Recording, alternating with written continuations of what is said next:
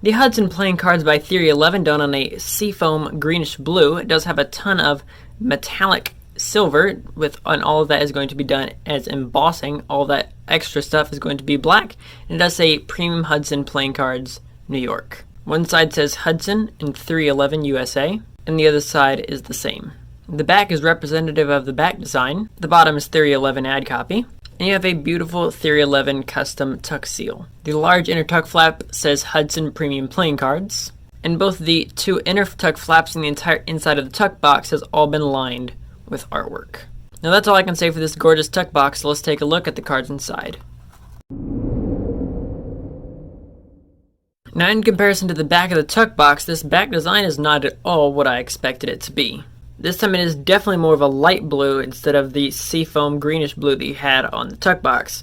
You do have a medium white border. It does say Circa Trova just like every other Theory 11 deck, and it is truly a gorgeous and intricate back design. Your number cards are all going to be bicycle standard just like every other Theory 11 deck. The same goes for your 3 aces and your 2 ad cards. Your court cards are going to be bicycle standard. There's only a few minor changes, the first of which is that the yellow is taken out and replaced with a nice gold. Your blues are a little bit deeper. Your reds are as well. So you can perform magic or cardistry or play games, and everything will be extremely recognizable. You get duplicate Hudson Jokers with a beautiful ace of spades that feels like it's in the wrong deck. It almost feels like it should be in the High Victorian playing cards, also by Theory 11. Now, can this deck Pharaoh shuffle? That is going to be the first question. So from top to bottom, that was so freakishly easy, I don't actually know how to explain it to you.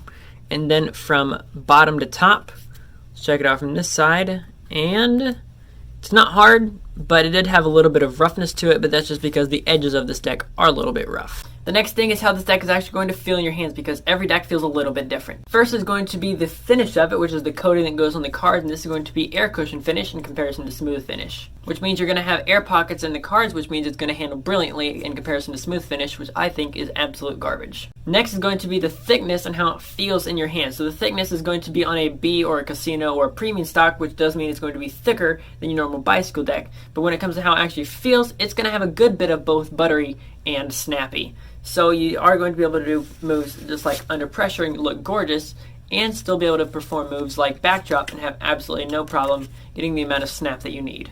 One deck I think compares really closely with both how it feels and how thick it is would be the Orbit V6 playing cards. But even after all this, I don't know if you should buy it, and here's why. I think it depends on who you are. First, if you're a magician, I definitely think you can pick this deck up. The back design is extremely intricate, and all the faces are extremely intricate and easy to recognize, which should give you absolutely no problem when doing magic with this deck. But when it comes to cardistry, this probably isn't going to be the deck for you because it's so overly complex that you're not going to get much contrast when it comes to the cards. The border is going to be nice, but not for cardistry, and the faces are all pretty simple. But where I think it really kicks off is for collectors. Collectors are going to love this deck. Number one, because of this super intricate and super cool tuck box. It is a Theory 11 deck, so if you like collecting all of the different Theory 11 decks in a series, this is another one in that series you'd have to be able to collect, and it's going to look great on any card shelf. Now, it's not going to be an extremely rare deck or expensive deck. I believe I picked this one up for, I think, $10 or so. So it's definitely not an expensive deck, but definitely one that you should pick up for your collection. Now, should you play card games with it?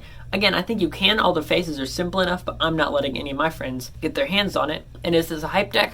Heck no. And hopefully I can find a place for you to pick this deck up for yourself, and I'll put the link in the description below so you guys can check it out for yourself and you won't have to go searching for it. You're welcome. And if you want to check out more of the deck reviews that I've put up on the channel, like the Orbit V6, I'll leave my deck reviews playlist right up there and another video right there. So please make sure to subscribe if you like content just like deck reviews like this one, and I'll catch you guys in the next video. This is Card Perfect, signing off.